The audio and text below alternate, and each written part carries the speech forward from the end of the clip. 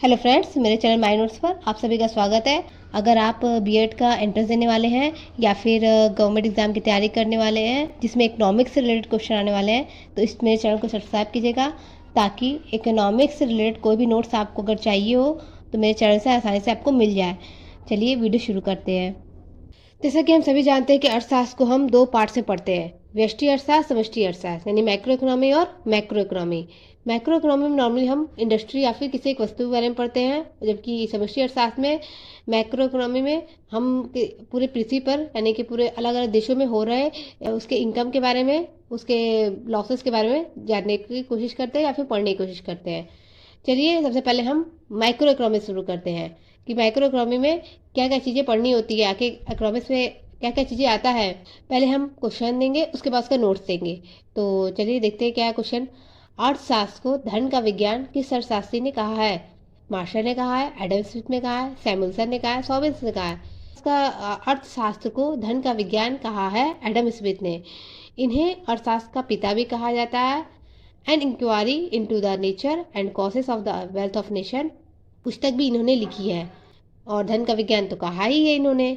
आगे देखते हैं, प्रिंसिपल ऑफ इकोनॉमिक्स पुस्तक किसके द्वारा लिखी गई है? ये भी मोस्ट इंपॉर्टेंट क्वेश्चन है कि प्रिंसिपल ऑफ इकोनॉमिक्स पुस्तक किसने लिखी है। अर्थशास्त्र की परिभाषा जो है 4 पार्ट्स में दी गई है।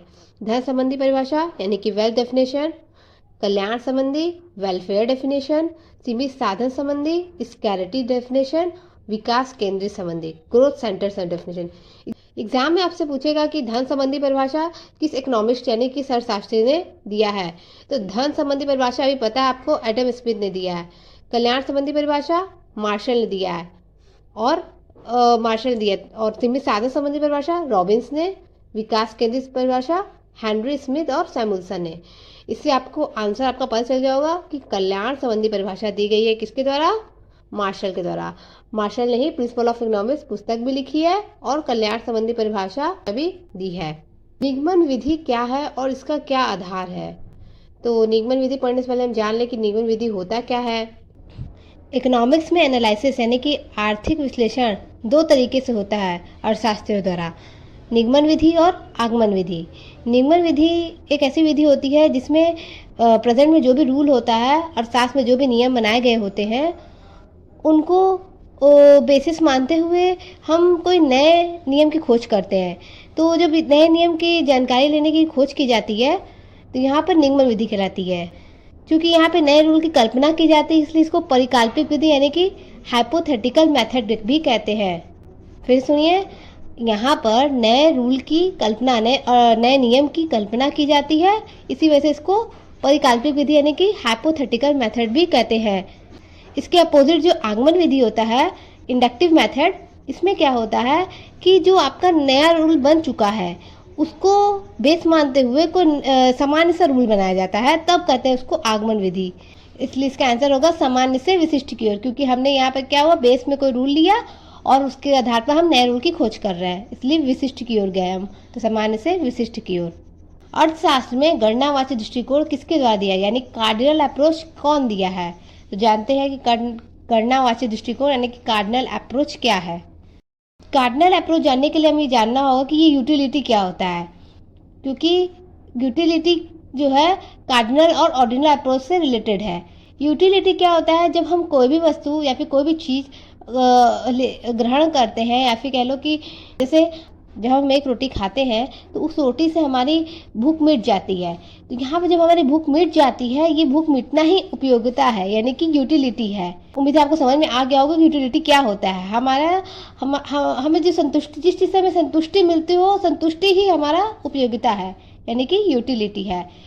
तो इसके लिए 2 पार्ट्स में इकोनॉमिक्स में पढ़ा जाता है, गणनावाचक यानी कि कार्डिनल अप्रोच और क्रमवाचक यानी कि ऑर्डिनल अप्रोच। दोनों से क्वेश्चंस बहुत आते हैं, पूछ लिया जाता है कि क्रमवाची दृष्टिकोण यानी कि ऑर्डिनल अप्रोच किसने दिया है या फिर कार्डिनल अप्रोच किसने दिया है। पहले हम कार्डिनल अप्रोच जान लेते हैं। कार्डिनल अप्रोच मार्शल ने दिया है और ऑर्डिनल अप्रोच हिग्स और पेरेटो ने दिया है। अब जानते हैं मार्शल का क्या कहना है गणनावाची दृष्टिकोण। मार्शल का कहना है कि हम अपनी संतुष्टि को, हम अपनी यूटिलिटी यानी कि उपयोगिता को गणना यानी कि मुद्रा में माप सकते हैं, यानी कि हम किसी चीज़ के लिए हम जितना भी मूल्य देंगे उतना ही हमारी यूटिलिटी होगी, उपयोगिता होगा। फिर से बोल रहे हैं, अगर यहाँ पर मार्शल का कहना है कि हम किसी वस्तु के लिए जितना भी मूल्य चुकाएंगे उतना ही मूल्य हमारा उपयोगिता यानी कि यूटिलिटी होगा। क्रमवार दृष्टिकोण को हम एग्जाम्पल समझते हैं। हमारे सामने रसगुल्ला और सेब रखा है, हमें भूख लगी है, हमें पता है कि हमें रसगुल्ला पसंद है, इसी वजह से हम रसगुल्ला खाएंगे। इस तरीके से रसगुल्ला की उपयोगिता ज़्यादा होने से उसको हम पहले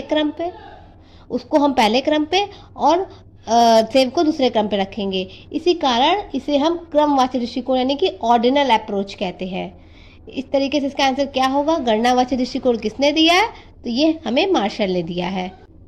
सम सीमांत उपयोगिता का नियम किसने प्रतिपादित किया है? अगर आपको इसका आंसर आता होगा तो हमें कमेंट करके बताइए, नहीं तो हम अगले वीडियो में इसका नोट्स आपको इसका आंसर के साथ साथ आपको नोट्स भी देंगे। तो मेरे चैनल को जरूर सब्सक्राइब कीजिएगा आगे के नोट्स पाने के लिए। चलिए, वीडियो देखने के लिए थैंक यू।